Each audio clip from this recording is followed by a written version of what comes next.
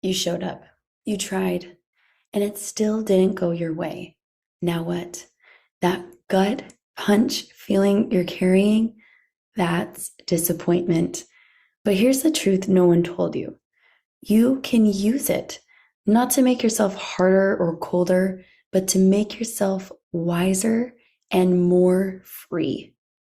This is episode 64, How to Bounce Back When Things Don't Go Your Way. Welcome to Healing with Haley. I'm your coach, Haley Kirk. On this podcast, we dive into ways to heal, embrace, and truly love our lives. Here's my belief. So much of our suffering comes from what we believe. I'm here to help you understand your mind and question those thoughts to start your healing journey. Ready to get started? Let's go. Welcome, you guys. I am so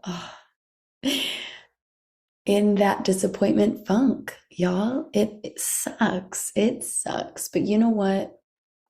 A little bit of clothes and shopping therapy and crumble cookie did me good for the short term. But I definitely had to do some soul searching. And here's what I want you guys to know.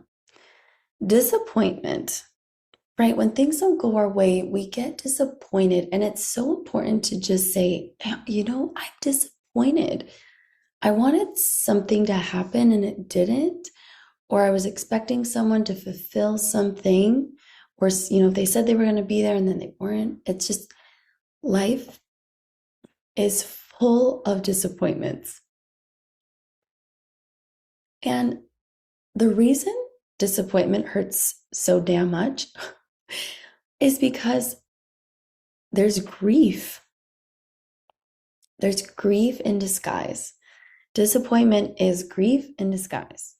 You're grieving what could have been, what you really wanted to be. And Brené Brown puts it this way. Disappointment is unmet expectations.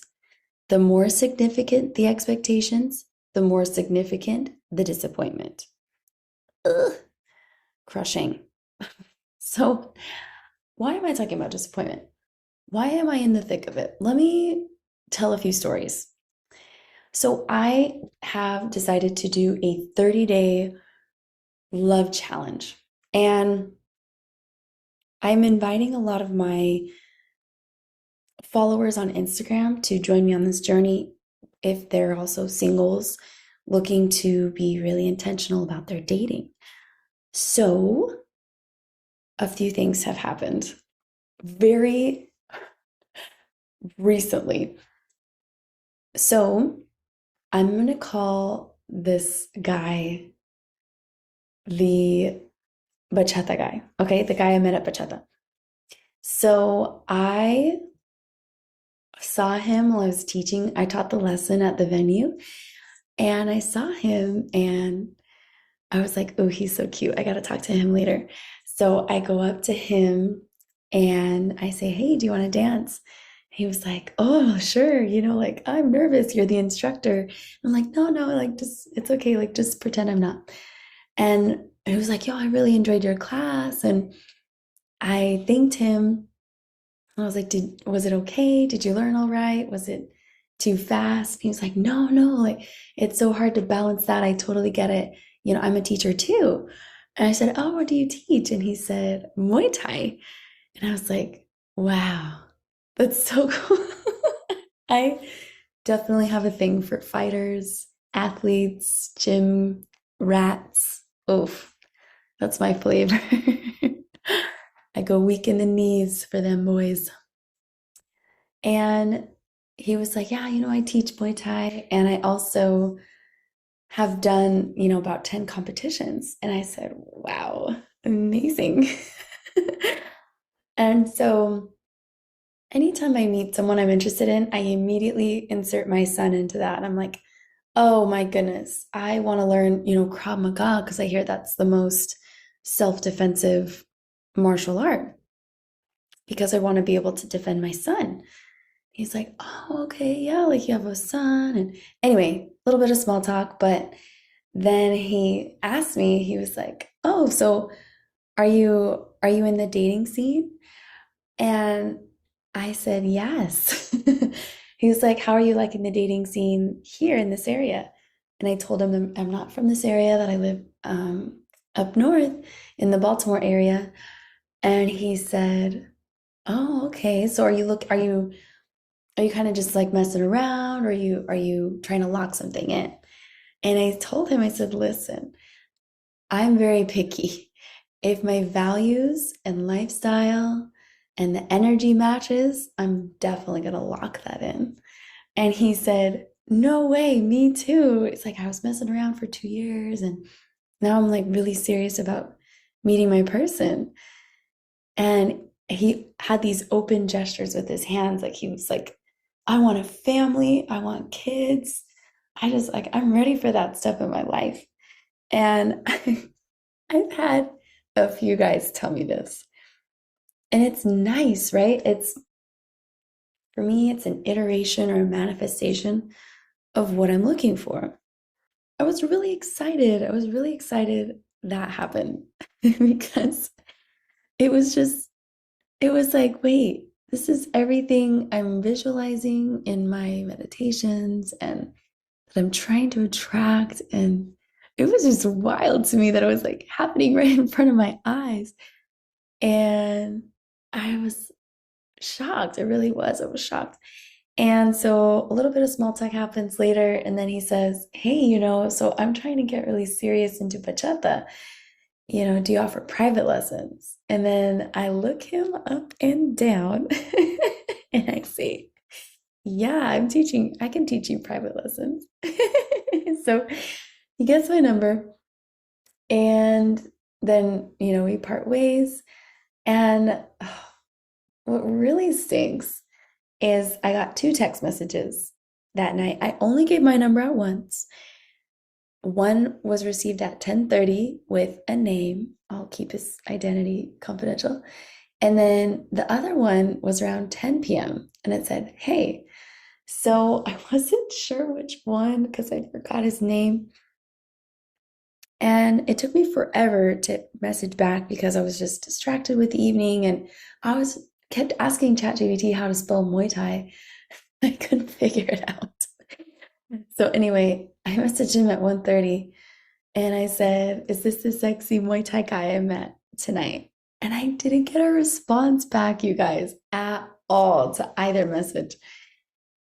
And yeah, it's that grief in disguise, just like Brené Brown talks about, that unmet expectation. And we had such an amazing connection and it was really beautiful. And then it wasn't. It just nothing happened from it. It was really quite sad. It was like, I don't know, like I call it emotional whiplash. Like I'm like, I was in it and then like ouch. So yeah, I think it's really disappointing. Honestly, it just sucks. So with that story in mind, I really love the work of Ellen Langer. She's a Harvard professor and psychologist who does research studies as well. And she says this: when we're mindful, we're able to notice what's new about a situation. That helps us let go of rigid expectations. Let me read it again. When we're mindful, we're able to notice what's new about a situation. That helps us let go of rigid expectations. Mindfulness helps us recover faster from unmet outcomes. So, a neuroscience insight: the anterior cingulate cortex lights up during disappointment, the same part of the brain activated in physical pain. Your brain thinks this hurts for real, and that's okay. Meaning the emotional turns into physical. And yeah, like for me, I really feel it deep in my gut. It's just this like, oh, like what happened? What happened there? And here's here's this 5-step bounce back blueprint that I've come up with. It I do it for the clickbaity things, but to get your guys' attention. But honestly, it doesn't have to be in this order. It can be its own flavor, right? But I think it's helpful. I think it's helpful to do these 5 steps and see if it helps you. Feel it, don't numb it. Remember how I said at the beginning of the podcast episode where I was doing lots of shopping and lots of binge crumble eating, right? It is okay, I believe, to numb. I think it's okay to numb sometimes, not all the time. I think what if we did both? What if we numbed and felt, right? It's kind of this like, okay, I'm gonna allow myself this much pain. Okay, I need a break. I really need a break. And then we just kind of numb out on social media, movies, whatever we need to numb out on. I really think it's helpful because, guys, life is freaking hard and full of disappointments at every turn, every turn. Every person in your life is going to disappoint you. It's going to happen. And so we just want to feel it. When we suppress disappointment, it amplifies it. Therapist Whitney Goodman says you don't need to fix your emotions. You need to feel them so they can pass. How true is that? I noticed that I allowed myself to be sad. And guess what, guys? I met these other two really cute guys. One of them I nicknamed George Clooney. The other one I nicknamed Chad Michael Murray. And they're really cute, really great connection, chemistry. I loved the energy from the beginning. And I wasn't feeling it. I didn't like how they were showing up during the planning stages of the dating. It just, for me, immediate red flags. And it's important. You just let yourself be sad, let yourself be disappointed. Yes, there's some grieving. I'm really trying to find my person, and I wanted these dates to happen or these, continued connections to continue, and they just didn't. And that's sad. It's okay. I do want to let things bother me, actually. That common saying, like, don't let it bother you. Don't let it bother you. No, let it bother you. Feel it. It's okay. Number 2, interrupt the spiral. Cognitive distortions like I always mess things up or this always happens to me. Let me tell you mine during that scenario. There are no good guys out there. My guy isn't out there. It was never meant to be for me to find someone. They can create shame loops and also give evidence to negative belief systems.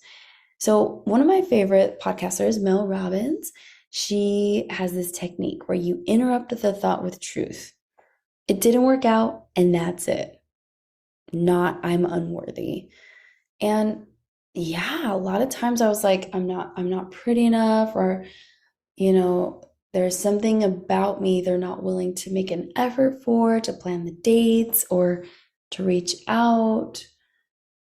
All the above, right? It's okay. It didn't work out. They didn't text me back. We didn't go on our date. Do. That's it. But we don't want to make it mean something about us. Number 3, reframe the narrative. Ben Franklin said, those things that hurt instruct. Oh, how genius is that? So we want to ask, what did we learn from this pain? What does this say about what we care about? Honestly, for me, I allowed myself to be sad about it, but then I started to say thank you to this invisible person, the Muay Thai guy. I was like, thank you. Thank you for being an iteration, a manifestation that my person is out there, and the crazy thing that I could meet them in my environment. Because this whole time I know I need to get into different communities, like church groups, business places, other gyms. Like my person is in a gym, at a business conference, in a church somewhere. Because, I'm not terribly religious, but I think that religious values are beautiful. I really do. Like family, being honest, being service oriented, being hardworking, giving. I love all those value systems. So my person has those values, so he's going to be in those places where they're manifested and reiterated. So I learned that a lot of the times there's so much out of my control, and that there are people that reflect or have very similar traits to what I'm looking for, which is very nice. It's actually evidence to help me, to really help me see that it can work. I can make it work.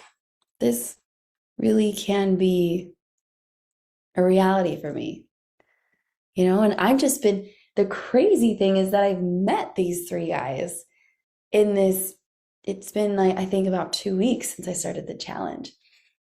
And I've met three pretty eligible bachelors, right? I was really into them, all three of them, within 2 weeks. Some people barely meet one person, here and there. So for me, it's I see the fruits of my labor. I see that as I'm being intentional in my, daily manifestations, in my, thought work, in my coaching work, when I'm helping to coach others, it's really hitting home. That's just what it is. So it feels really good. Okay, number 4, move your body to move through it. Research shows physical activity reduces stress hormones and resets your nervous system. 1000%. I had a health class today, and it helped me so much. Kind of just honestly, forget all of my problems, all of my disappointments, all of my setbacks. And I just was able to just be in a moment, dancing and moving my body. It feels so, so good. It really, really does. I will say this. On Saturday, when I was supposed to have my date with Chad Michael Murray doppelganger, it was hard for me to move. And all I could really do was mobility. I had set that time aside for dancing and choreography. I couldn't get myself to do it, so I did move my body through mobility, which was honestly all I could really do at the time. So that's what I'm saying. I don't really like, these are the only 5 things. No, I want you guys to take this with intention, more than a grain of salt. Don't take it with a grain of salt. I mean, really see if these steps will work for you. But if they don't, right, move your body through movement. I don't want you to shame yourself and be like, oh, I wasn't able to do number 4 because I was just so sad. It's okay. Okay, go back to step number 1. Feel it. Don't numb it. And not to say that moving your body's numbing. Not at all. I think moving your body's processing it. But just do what feels right for your body, for your mind, for your emotions. Okay? Something like a shaking meditation or a power walk to move the disappointment out of your body. This is interesting. This shaking method, shaking meditation. The interesting thing about shaking is that animals, when they've been chased by a predator, they'll do some kind of ritual, like a shake, to just kind of release the trauma and get them out of that, fight, flight, freeze moments. Really cool stuff. So this helps us. Number 5, create a micro win. So, at least in the dating world, right? I think that for me, a micro win is, continuing to message and get those responses. And I think those are, great wins. I'm showing resiliency.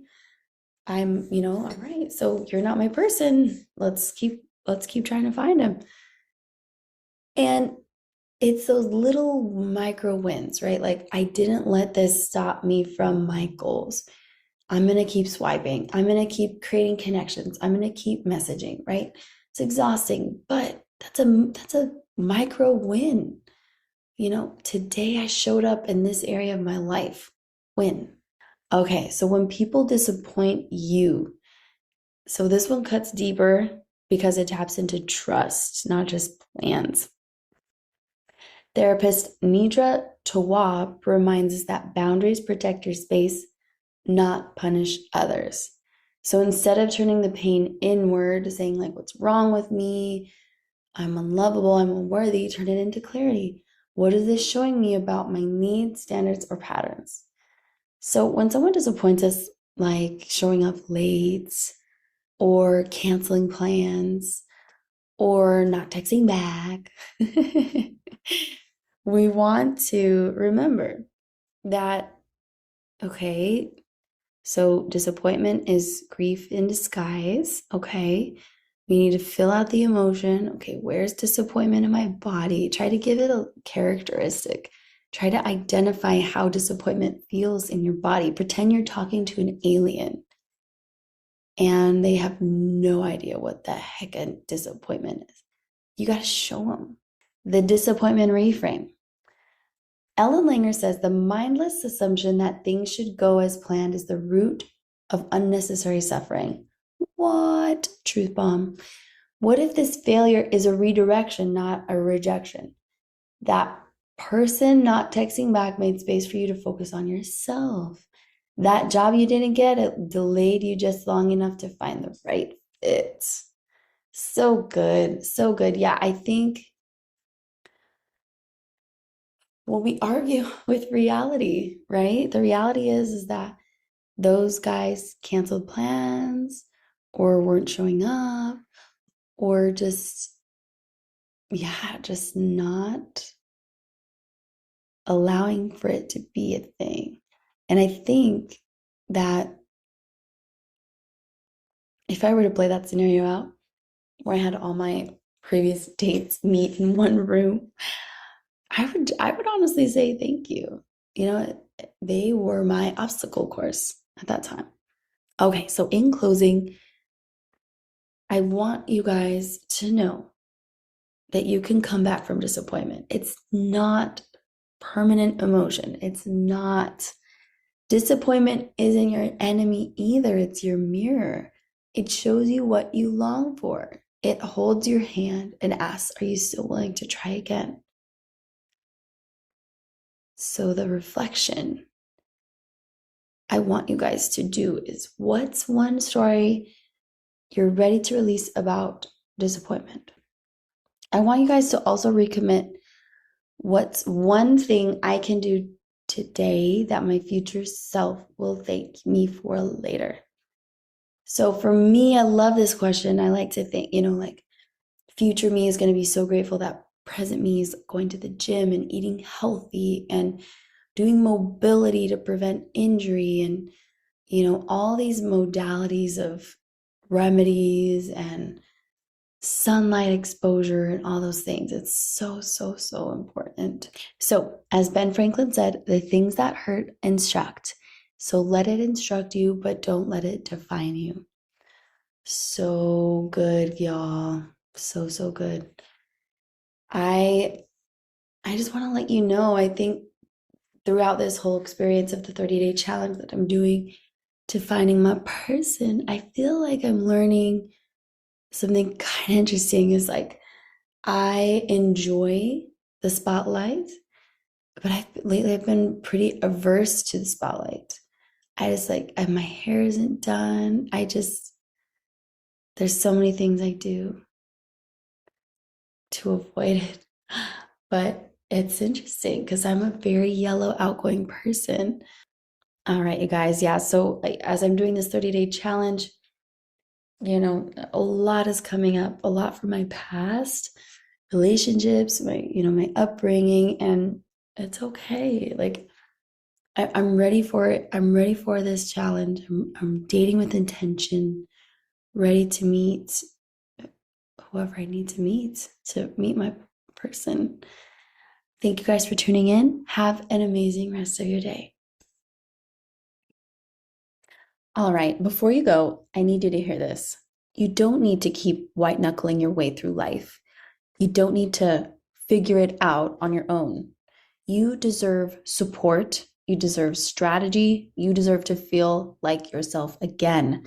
And that's exactly why I'm offering you a complimentary free 30-minute coaching session. No strings, no pressure, just real conversation, real breakthroughs, and a real chance to feel lighter, clearer, and way more in control. If you've been listening and nodding your head thinking, oh, yes, that's me, then this is the moment to stop thinking and start doing. Click the link in the show notes and schedule your free session right now. Right now, not later, not when you have time, right this moment, because you're worth showing up for you. And if you have any questions, feel free to DM me on Instagram at healing_with_Haley. I am here for you, but don't overthink it. What you're going to do in this free session is we're going to unpack any negative belief systems, build momentum with clear strategies, leave you feeling lighter, calmer, more confident, more grounded. These are the emotions you're going to feel after a session with me. Don't overthink it.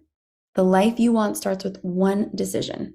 This could be the one thing that changes everything for you this year. Let's do this.